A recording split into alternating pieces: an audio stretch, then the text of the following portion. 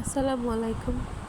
আশা করি আপনারা সবাই ভালো আছেন। আজকে আমি আপনাদের মাঝে এমন একটি টিপস শেয়ার করব যাতে অল্প সময়ের মাধ্যমে আপনি শিং মাছের থেকে উপরের যে কালো দাগ, এই কালো দাগগুলো দূর করে ফেলতে পারেন।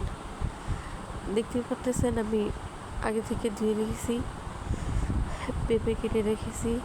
পেঁপের কষ দিয়ে এই শিং মাছের কালো দাগ দূর করার চেষ্টা করব। অল্পতেই বেশি সময় লাগবে না, অল্প সময়ের মধ্যেই দেখবেন শিং মাছের যে উপরে কালো দাগ আছে, কালো দাগগুলো উঠে যাবে।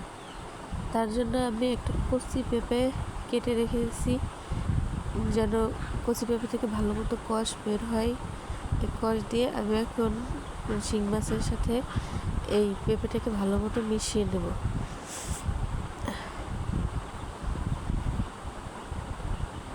ভালো মতো মিশিয়ে এটাকে আমি 2 মিনিটের জন্য রেখে দেব। কোনো প্রকার কৃত্রিম উপায় ছাড়াই প্রাকৃতিক উপায়ে এই শিং মাছ থেকে কালো দাগ দূর করার উপায় বের করব। দেখতেই পারতেছেন অনেকটাই উপরের কালো দাগ হয়ে গেছে। এখন আমি কিছুক্ষণ সময় 2-1 মিনিটের মতন এরকম এর সাথে ভালো মতো মিশিয়ে ধুবো, কালো দাগগুলো দূর করার চেষ্টা করব।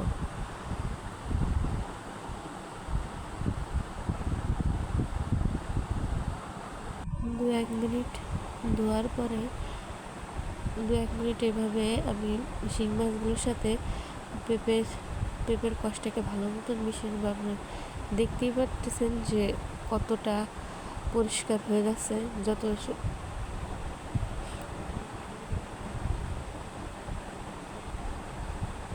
এভাবে 2-1 মিনিট করার পরে আরও সাদা, একদম সাদা হয়ে যাবে, বুঝতে পারবেন না এটা কি মাছ। আমরা অনেকেই আছি শিং মাছ পছন্দ করি, তবে এই কালো দাগের জন্য শিং মাছ অনেকে খায় না।